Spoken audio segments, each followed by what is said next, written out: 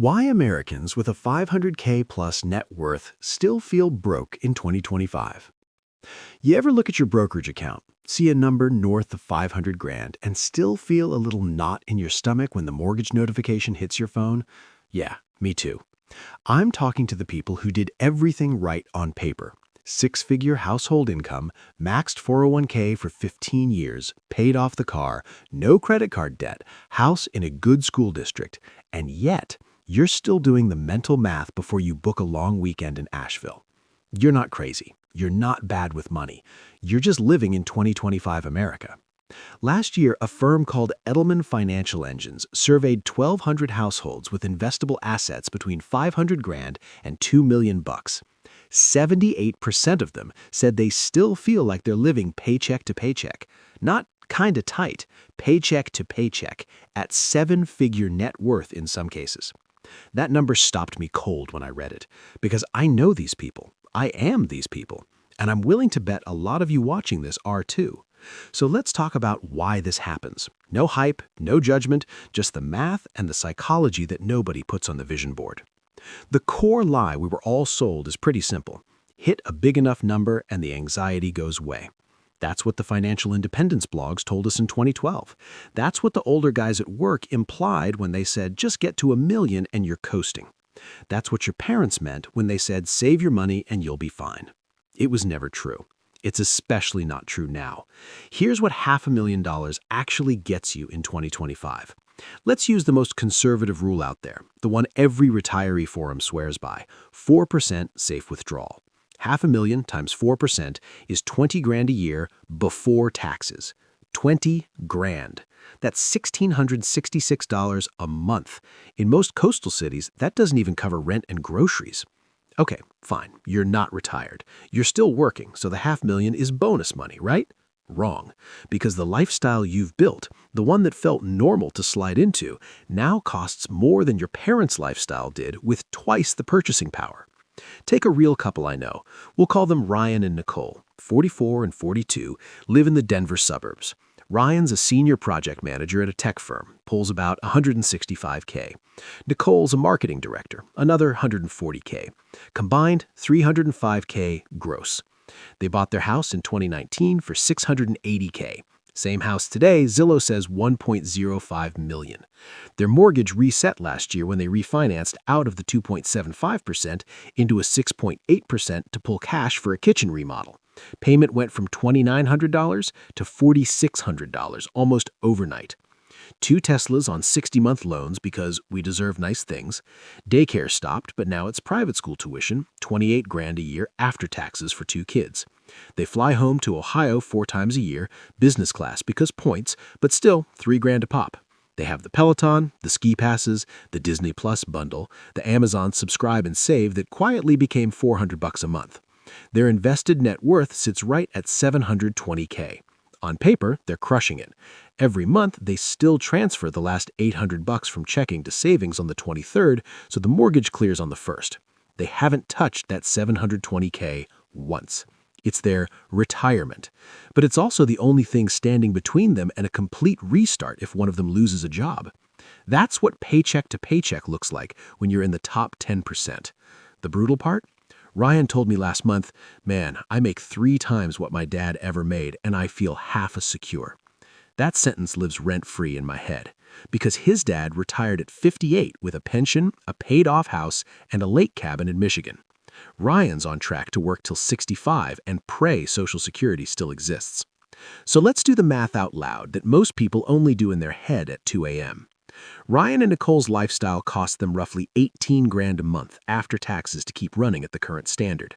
Call it $216K a year take home just to stay even. They bring home about $19K a month right now, so they're fine until one expense spikes or one income dips. Their $720K portfolio at 4% throws off maybe $24K a year after taxes if they started pulling it tomorrow. That's 10% of their burn rate.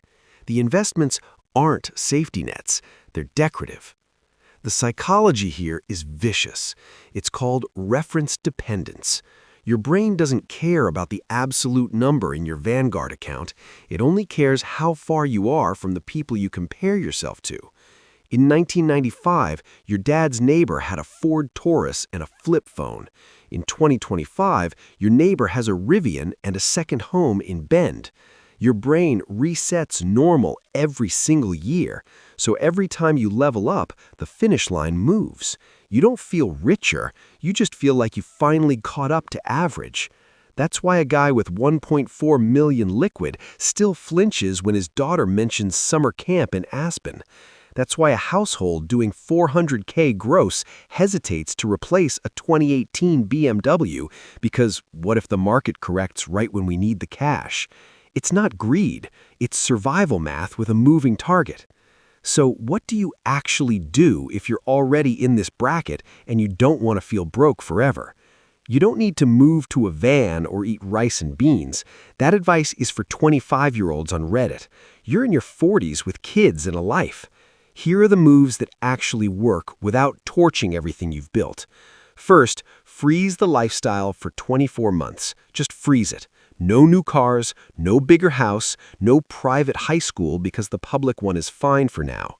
Tell your spouse we're doing a 2-year pause on upgrading anything that depreciates. You'll be shocked how fast the slack appears. Second, redirect every raise and bonus into a separate freedom account that you do not touch for lifestyle. Ryan started doing this last year. His bonus was $38K after taxes. Instead of the usual, let's finally do the basement, they threw it into a brokerage taxable account earmarked leave jobs by 55. 18 months later, that account is already $92K. It's the first pool of money they've ever had that doesn't feel spoken for. Third, build what I call the 1-year cash bridge. Not 3 months, not 6. 1 full year of current expenses in a high-yield savings or short-term treasuries. It's boring. It's the single move that kills the paycheck-to-paycheck feeling faster than anything else. Because once you know you could quit tomorrow and nothing bad happens for 12 months, you stop making fear-based decisions today. Fourth, get ruthless on the silent bleeders. Not Starbucks, nobody's broke because of lattes. I'm talking the insurance policies you forgot you had, the warranty plans, the 37 streaming services, the just-in-case country club membership you use twice a year. We did an audit for a couple making $380K combined and found $41K a year in subscriptions, fees, and policies they didn't even remember signing up for. 41 grand. That's a paid-off car every 2 years. Last one, and this is the hardest. Start measuring your money in hours of life instead of dollars. Every extra 1,000 you spend on the current lifestyle is roughly 40 hours of your remaining life energy at a typical corporate salary after taxes. 40 hours you will never get back with your kids, your parents, your hobbies, or just sitting on the porch doing nothing. When you run the numbers that way, the $180 Uber Eats order on Friday night starts feeling different. Look, nobody's saying downgrade to suffering. I'm saying stop accidentally upgrading to anxiety. The $500,000 net worth crowd isn't broke because they're bad with money. They're broke because the game changed under their feet and nobody told them the rules moved. The people who break out of this trap aren't the ones who double down and try to make 800 grand so they can finally relax. It's the ones who quietly stop playing the comparison game and start treating money as leverage instead of a scorecard. They're the ones who look at that 550K balance and say, okay, this is enough to buy me options, not obligations. That's the shift. When your money works for your life, instead of your life working to protect an image, something clicks. The knot in your stomach loosens. You book the damn vacation. You take the Friday off without writing the email in your head, justifying it to a boss who doesn't care. You're not rich yet, but for the first time in years, you're not scared anymore. And honestly, that feels a hell of a lot closer to freedom than another 100 grand ever did.